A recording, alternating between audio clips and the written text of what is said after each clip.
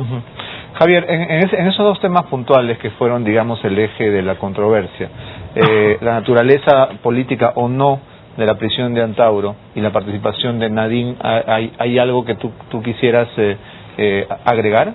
Bueno, yo en primer lugar no considero que hay ninguna contradicción en lo dicho por el primer ministro respecto a Nadine.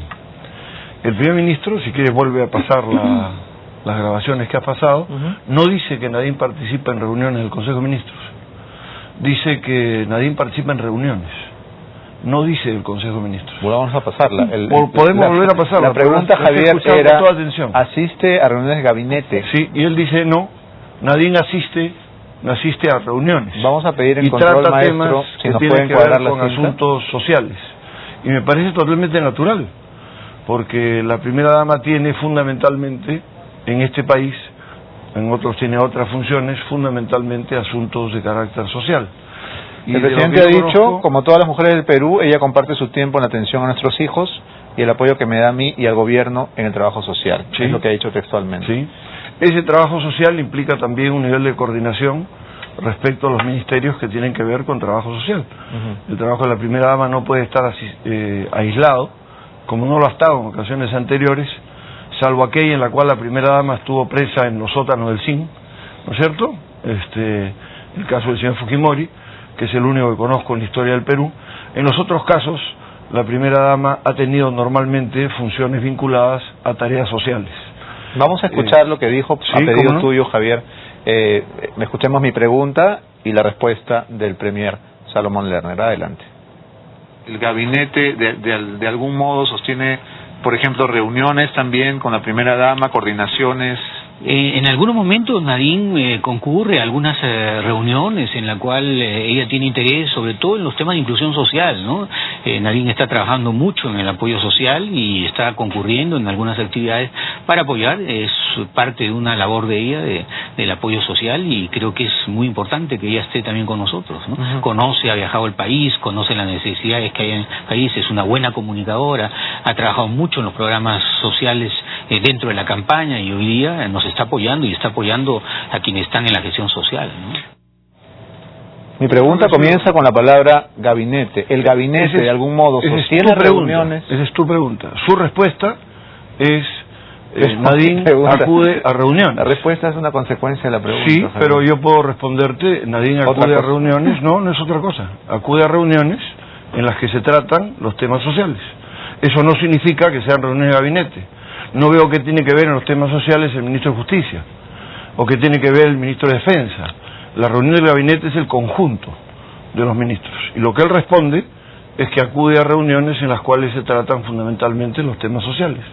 Y eso me parece absolutamente normal, no veo además que haya ninguna violación.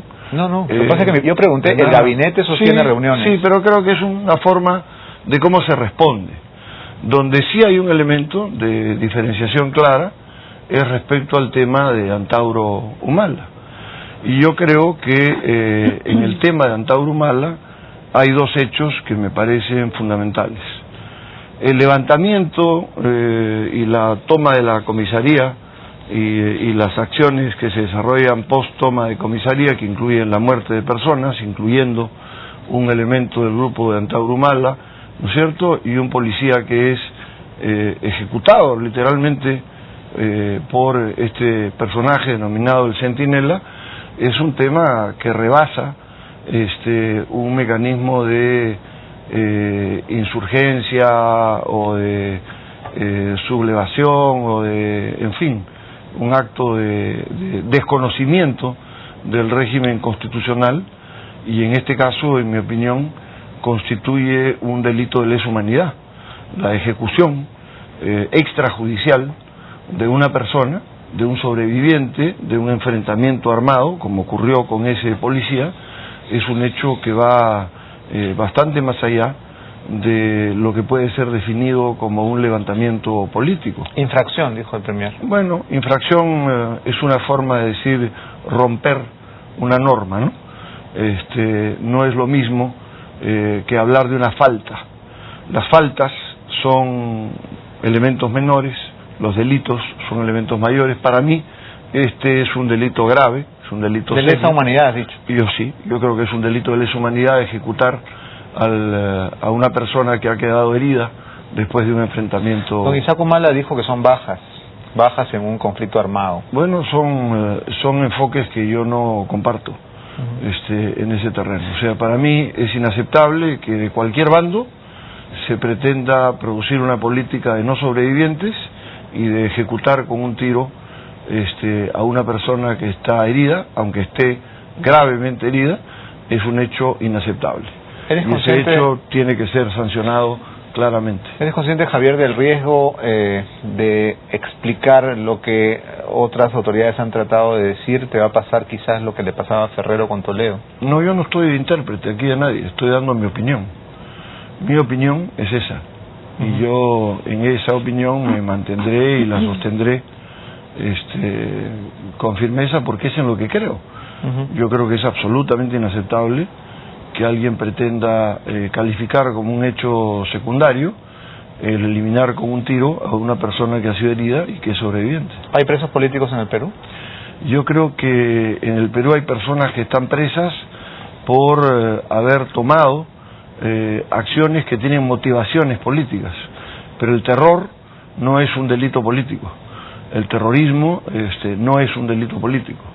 El desarrollo o la aplicación de coches bomba, ¿no es cierto?, la eliminación de autoridades en las plazas públicas, ¿no?, y otro conjunto de elementos desarrollados por Sendero, así como las ejecuciones extrajudiciales cometidas por elementos de las Fuerzas Armadas, como lo revelan las fosas que se han encontrado en el propio cuartel de Los Cabitos y el informe de la Comisión de la Verdad, no constituyen delitos de carácter político. ¿Alberto Fujimori es un político preso o un preso político? Es un político preso, es un político ladrón y es un político responsable de gravísimos robos al país, preso, junto a su socio, el señor Montesinos. Cecilia, la misma pregunta. ¿Alberto Fujimori es un político preso o un preso político? Bueno, en el caso del presidente Fujimori, él es un político que está preso. Nosotros no consideramos que el presidente Fujimori sea un preso político. Lo que sí consideramos, a diferencia de lo que ha dicho Javier, es que está injustamente preso por los cargos que se le ha imputado, ¿no? Ahora, una cosita que me parece que sería interesante aclarar: si está injustamente preso, ¿por qué aceptó el señor Fujimori sentencia anticipada en los delitos de corrupción? ¿Por qué se reconoció culpable sin llevar adelante el juicio y aceptó la sentencia propuesta por la Fiscalía? Te has convertido en panelista, gracias, Javier. La pregunta del panelista de Canseco. Hemos visto, porque así además lo hemos demostrado de alguna manera a través de cartas que se mandaron desde España, mucho antes de siquiera que el presidente Fujimori pudiera hablar en el juicio, donde prácticamente la sentencia ya estaba hecha.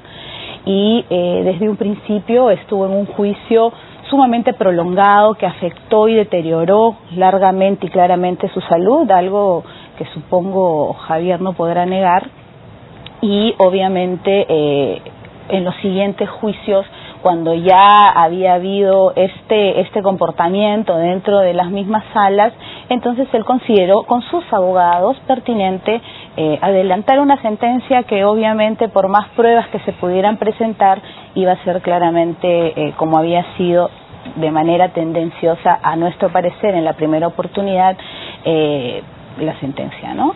Bien, pero a ver, para no llevar todo el debate al tema de Fujimori, voy a hacer una última pregunta sobre ese caso. Javier, está sonando con gran insistencia la versión de que el presidente Ollanta Humala podría indultar a Fujimori como una medida de, digamos, una muestra de magnanimidad o de grandeza de un mandatario, y bueno, no caería mal dadas las tormentas desatadas en la prensa. Sería un cambio de tema radical, y todos hablaríamos probablemente de Fujimori durante el siguiente mes.